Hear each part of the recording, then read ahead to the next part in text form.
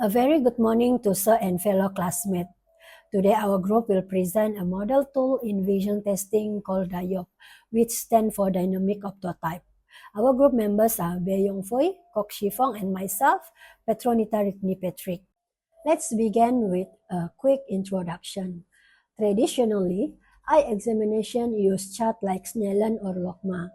This chart require patient to recognize letters, numbers, or picture from a distance. As the field of optometry develops, we are seeing a shift from traditional static eye chart to interactive digital system. While Snellen and Logma are still commonly used, they may not be ideal for all patients, especially children, illiterate individual, or people with language barrier. However, with the advancement of technology, newer digital tools are being used to improve test accuracy, speed, and patient comfort. One of them is dynamic optotype or Dyop, a digital alternative to traditional vision chart like Snellen or Logma. Next is what is dynamic optotype or Dyop. It's actually to measure acuity threshold. It is designed to reduce fatigue, increase precision, and improve the testing experience, especially for those who struggle with reading or understanding the letters. These new tools are more adaptable and accessible. Dyop help overcome those limitations. Unlike chart that rely on reading letters, Dyop use a spinning ring made of alternating black and white segment. The goal is to detect whether a target is moving or static.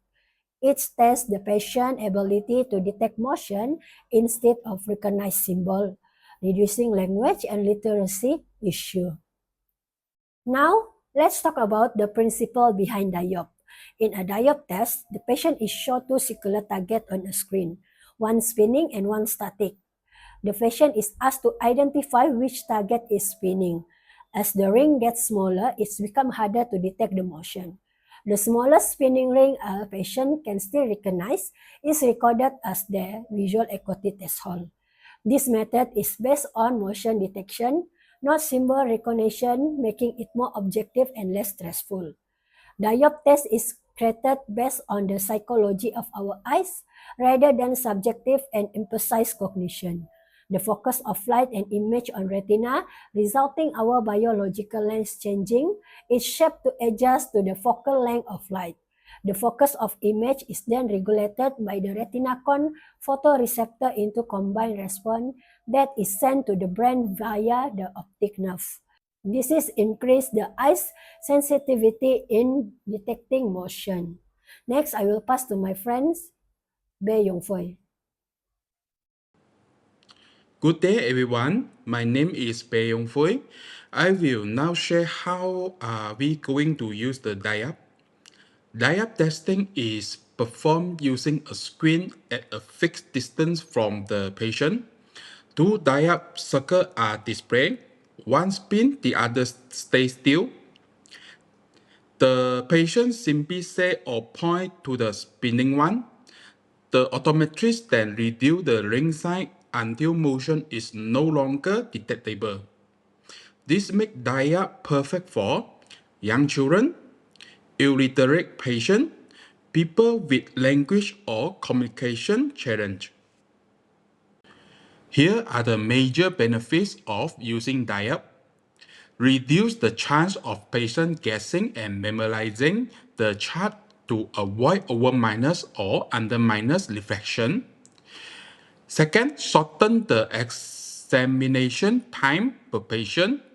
The less tiring compare or letter-based chart and more accurate in borderline or difficult cases. Based on the research done, Dyop maintain a higher level of accuracy and precision, approximately plus minus 0.06 diopter. Last, avoid language and literacy bias. Dyop make eye testing more efficient and inclusive for all level patients. Dyop also has some technical advantages. It provides objective measurement rather than subjective letter reading. It gives consistent result even after multiple trial. All of this make it is a flexible tool for modern clinic and remote setting. It can be integrated into daily optometry and mobile apps. It is useful for both vision screening and reflection. However, Dyop is not perfect. It is a new technology, so it is not widely used or adopted by clinic or optometry practice. Patients need a proper explanation before the test, especially elderly patients. May be also confusing for elderly patient or first-time patient. It requires a digital screen or apps, so it may not be suitable for all environment, especially in areas which have limited access to internet or electricity. Some optometrists still prefer traditional chart, which they are more familiar with. But as technology becomes more common, this barrier will reduce eventually. Hi, my name is Kok Shifong. Now let us look at the differences between all the visual acuity methods. This table shows a side-by-side comparison between Dyop and the two traditional vision acuity test charts, which are the Snellen and the Lobman chart. And let us look at the first aspect, the target type. Dyop using a rotating segmented ring, a dynamic optotype, while Snellen uses a static optotype, which are the letters and the symbols. Logma uses the static as well, which are the letters. How about the measurement style? Dyop detects motions perception, which is the arc width, using the measurement of minute of angle, while Snellen reads the smallest line of the letter at a fixed distance using the fraction type of 66 or 2020. Logma is actually measure the minimal angle of resolution. A Logma value of 0 equal to the vision acuity of 66. How about the guessing risk? Dyop has very low guessing risk because it is less than 1% because it requires motion detection only, not recognition. For Snellen, the guessing risks are high as some of the letters are easier to guess or based on the recognitions or memories. For Logma, the guessing risks are medium as standardized letter sizes and spacing reduce the guessing compared to Snellen. How about the time efficiency? In clinical study, the average time to determine a visual acuity using Dyop is under 2 minutes for both eyes. For Snellen, it's moderately fast but less reliable for subtle changes. And Logma has the slowest time efficiency but accurate and reliable for tracking small changes. Now let us look at the accuracy. Dyop accuracy is very high with clearer endpoint detection. Snellen gave a lower precision as the lower optotype difficulty. Lobman gave higher precision compared to Snellen as consistent optotype of the sizes and spacing. What is the subjectivity level of the three charts? For Dyop, it is low as it relies on the motion detection, which produces a clearer endpoint and reduces cognitive bias and interpretation. For Snellen, the subjectivity level is high as it requires letters or numbers recognition, which can be influenced by literacy, memory, and guessing. For Logma, the subjectivity level is moderate as it uses standardized letters and spacing, which reduces variability as it depends on the letter recognition. Level of subjectivity is medium, especially in borderline cases. What about the usage method? Dyop is actually an emerging tool useful in teleoptometry and motion-based stimulus. Snellen is actually widely used in general practices. And Logma is still the preferred method used in research and clinical trials for accuracy, illiteracy friendly. Dyop is very friendly as it does not require letters or even languages. Snellen is actually not friendly in illiteracy as it requires familiarity and literacy with numbers and letters. Logma doesn't is not friendly as well, even though it uses standardized letters but still language dependent. This chart shows that the diet provides more objectivity, quicker testing, and works for a wider range of patients.